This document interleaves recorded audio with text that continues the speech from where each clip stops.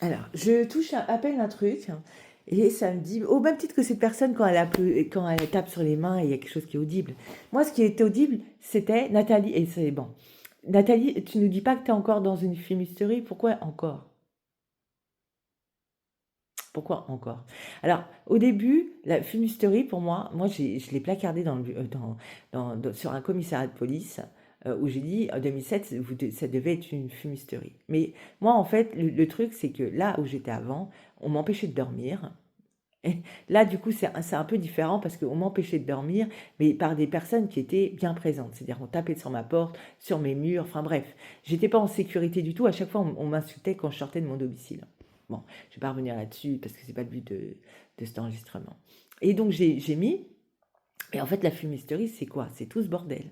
C'est-à-dire que la première fois que je l'ai entendu, ce terme, c'est quand j'étais justement à côté de mon domicile, mon ancien domicile, et il y a plein de gens qui venaient et qui disaient, qui parlaient de ma personne et qui m'accablaient tout le temps. Et justement, des personnes qui pouvaient venir et qui disaient que j'étais amoureuse et puis disaient le nom d'une personne que je ne connais pas. Et d'ailleurs, ce terme ne me connaît pas revient un petit peu encore, et c'est un mécanisme. Mais non, l'enquête a lieu en 2007. C'est simplement que finalement, c'est ce que je dis. Qu'est-ce que je dis aujourd'hui à des personnes? Est-ce que je ne préviens pas les personnes qui sont susceptibles de porter plainte et d'être emmerdées? C'est là où finalement l'indifférence, elle est instaurée. J'ai l'impression qu'elle est instaurée dans notre pays. Elle est instaurée en fait. Parce que finalement, plus les gens ils disent rien, ils n'appellent pas la police et mieux c'est. J'ai vraiment l'impression. Et c'est là peut-être cette inversion qui est déclenchée. C'est-à-dire que moi, par exemple, j'ai mes pensées, j'ai mes façons de voir les choses. Et je me dis, on m'abîmera pas. Mais finalement, on m'abîmera pas. Mais c'est pas le fait d'être abîmé ou pas. C'est le fait de le vivre et de le subir. Et que tout ça, c'est pas acceptable dans un pays de droit. Je veux dire, vous êtes trop moi, je le dis, il y a beaucoup de personnes qui sont dans la participation et il y en a qui sont dans la différence où c'est mélanger les deux. Enfin, c'est très compliqué puisque c'est à des endroits différents. Mais qu'est-ce que moi j'ai porté plainte, j'ai fait tout ce qu'il y avait à faire et j'ai posé des questions et ça m'a valu des ennuis. Et finalement, qui a été là? La police, elle a été là? Elle n'a pas été là. Et finalement, mon corps a été. Euh, Enfin, on est dans un pays de droit, on est dans un pays des droits de l'homme, hein. Donc finalement, mon pays qui est représenté par ses institutions, un président de la République et par d'autres des institutions, il devrait être à mes côtés et dire c'est une atteinte au pays en fait. Donc cette personne, elle fait partie de notre pays, c'est pas acceptable donc on protège les victimes. Je le dis, le ministère de l'Intérieur, il dit que les victimes sont au cœur euh, de, euh, du, de la justice. C'est dit, c'est mis. Bah, à quel moment, moi, on m'inclut dedans? Moi, je subis une fumisterie.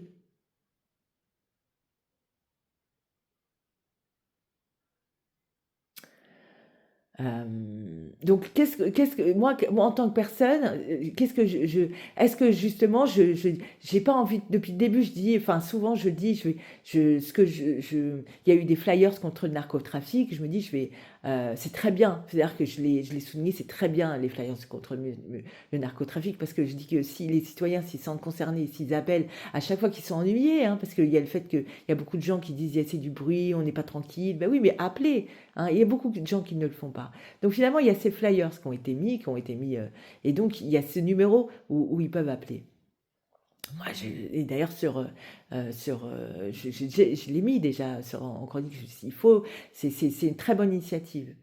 Mais est-ce que je ne dois pas prévenir ces gens que finalement, si vous appelez la police, mais que vous voyez que ça retourne contre vous et que la police ne fait rien, et bien dans ce cas-là, ce que vous faites, c'est que vous déménagez. Vous déménagez, vous partez en fait. C'est triste à dire, normalement c'est à vous de rester. C'est à vous de rester, vous êtes légitime. Mais puisque la police ne fera rien, que la justice ne fera rien, est-ce que si vous avez des menaces, qu'est-ce qui est le plus judicieux? C'est de partir ou de rester? Ben, c'est de partir. Parce que qu'est-ce qui est important dans la vie? C'est votre vie, c'est votre existence.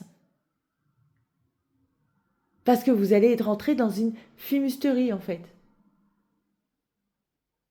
Moi, je le dis, ça a commencé par des gens à côté de mon domicile qui n'arrêtaient pas de parler de ma personne, de m'accabler, enfin, alors qu'ils voyaient bien que déjà que j'étais un peu, j'étais un peu. Alors non, je suis pas. C'est pas. En fait, j'ai l'impression qu'il faut se taire et il faut rien faire, il faut faire autre chose. Moi, je veux, moi, c'est pas. Là, je le dis encore, il y a des victimes comme moi, il y en a plein dans ce pays. Il y en a plein. Mais dans ce cas-là, il faut laisser la victime tranquille.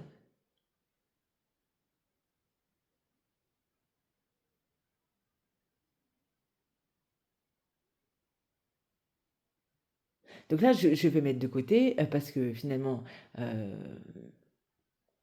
j'ai été vérifié et c'est le numéro, c'est vraiment une entreprise. Donc finalement, ça a l'air d'être euh, tout à fait quelque chose de louable et de légal.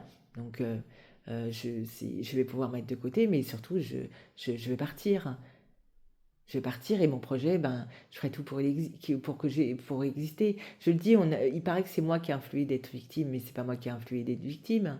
Dans ce cas-là, il ne faut pas parler à la police. Dans ce cas-là, il faut laisser les narcotrafiquants. Et c'est là où il y a cette fumisterie, c'est-à-dire que les narcotrafiquants et toutes les personnes qui commettent, ils sont aidés par des gens qui sont honnêtes. Et c'est là le truc de dingue, quoi. C'est, si vous êtes honnête, pourquoi protéger des... Vous les connaissez pas, d'accord, mais c'est votre pays, en fait. C'est votre pays. Pourquoi vous participez à ce genre d'abîme? Moi, je le dis hein, depuis le début, moi, je participerai pas à ce genre de choses. Pourquoi? Parce que moi, c'est simplement, moi, je n'accable pas les victimes, je n'accable pas les personnes.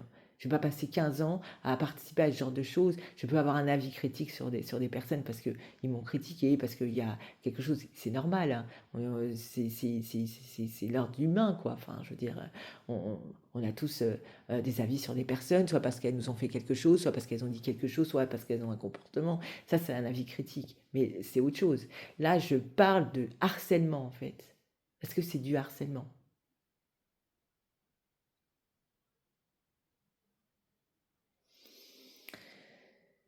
Je veux dire, bon, c'est pour ça la fumisterie, c'est très compliqué. C'est très compliqué, c'est au quotidien, c'est très compliqué. Mais moi, je peux pas subir et ne rien faire et surtout ne rien dire. Moi, j'ai envoyé des courriers parce que je suis honnête et surtout parce que tout ceci, je l'accepte pas.